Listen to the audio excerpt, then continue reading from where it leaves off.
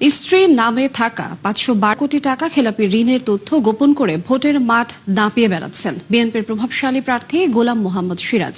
বগুড়া 5 আসনে প্রতিদ্বন্দ্বিতা করা ওই প্রার্থীর প্রতিষ্ঠানে বিদ্যুৎ বিল ও বকেয়া 42.5 কোটি টাকা। কেন্দ্রীয় ব্যাংক সহ একাধিক সূত্র থেকে এসব তথ্য সংগ্রহ করেছে 71। শুধু তাই নয়, হলফনামায় নিজের নামে মাত্র 27 লাখ টাকা ঋণের কথা উল্লেখ করলেও চেপে গেছেন নিজের 3 প্রতিষ্ঠানের নামে থাকা 109 কোটি টাকার ঋণ, যাকে গরিত অপরাধ বলছেন টিআইবি নির্বাহী পরিচালক। আরো জানাচ্ছেন আব্দুল জাহির আনাস। ভোটের মাঠে শেষ সময়ের গণসংযোগে ব্যস্ত বগুড়া 5 আসনের প্রার্থী গোলাম মোহাম্মদ সিরাজ। একাধিকবার সংসদে প্রতিনিধিত্ব করার অভিজ্ঞতা নিয়ে এবারও কাজ করতে চান এলাকার উন্নয়নে। এজন্য দিচ্ছেন একের পর এক প্রতিশ্রুতি। তবে আশ্চর্যের বিষয় হলো, হলফনামায় তিনি গোপন করেছেন ঋণ সংক্রান্ত তথ্য, যার বেশ কয়েকটি আইনের চোখে অপরাধ। হলফনামায় ঋণ সংক্রান্ত তথ্যের ঘরে তিনি উল্লেখ করেছেন নিজের 27 লাখ এবং স্ত্রীর নামে 4 লাখ টাকার কথা। এড়িয়ে গেছেন অন্য সব তথ্য। কিন্তু কেন্দ্রীয় ব্যাংকের পর্যালোচনা বলছে, গোলাম মোহাম্মদ সিরাজ বিভিন্ন ব্যাংকে খেলাপি হওয়ায় উচ্চ আদালত থেকে নিয়েছেন স্থগিতাদেশ।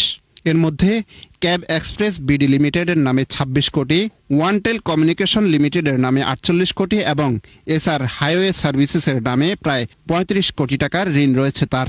বর্তমানে ক্যাব এক্সপ্রেস ও ওয়ানটেল কমিউনিকেশনের চেয়ারম্যান তিনি, আর এসআর হাইওয়ে সার্ভিসেসের পরিচালক। কেউ যদি তথ্য সজ্ঞানে গোপন করে প্রার্থিতা পেয়ে থাকেন ঋণ খেলাপি হওয়া সত্ত্বেও, এবং সেটা যদি গোপন করে তিনি হলফনামা দিয়ে, হলফনামা অর্থাৎ লিগ্যালি কিন্তু তিনি এটা অব্লিগেশন নিয়ে বলছেন যে তিনি ঋণ খেলাপি নন, এটা যদি করে থাকেন তাহলে তার আইন অনুযায়ী এটা যদি প্রমাণিত হয় তো যিনি প্রার্থী তার প্রার্থিতা বাতিল হবে। শুধু তাই নয়, তার স্ত্রীর খেলাপি ঋণ ও বিদ্যুৎ বিল বকেয়ার তথ্য গোপন করেছেন এই প্রার্থী। কেন্দ্রীয় ব্যাংকের তথ্য বলছে, গোলাম মোহাম্মদ সিরাজের স্ত্রী শাহনাজ সিরাজ এসআর কেমিক্যাল ইন্ডাস্ট্রিজের ব্যবস্থাপনা পরিচালক। প্রতিষ্ঠানটির বিভিন্ন ব্যাংকে খেলাপি ঋণ রয়েছে 512 কোটি টাকা। শুধু তাই নয়, একই প্রতিষ্ঠানের বিদ্যুৎ বিল বকেয়া রয়েছে 41 কোটি 42 লাখ টাকা।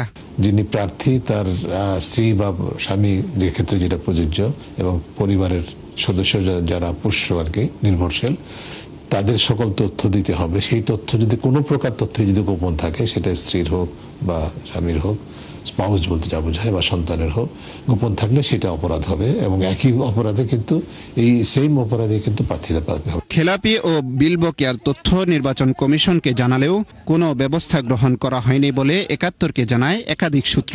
গোলাম মোহাম্মদ সিরাজ